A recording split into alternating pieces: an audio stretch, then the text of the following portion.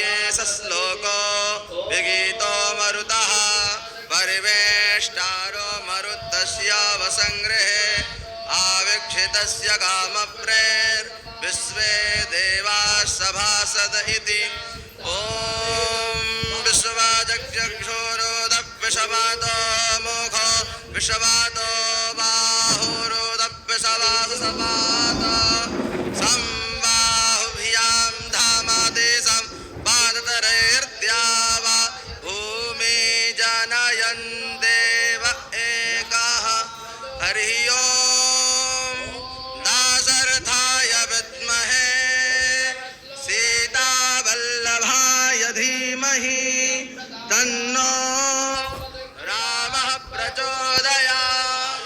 ॐ नमो भगवते उत्तमश्लोकाय नमः आर्यलक्षणशीलव्रताय नमः उपशिक्षितात्मन उपासितलोकाय।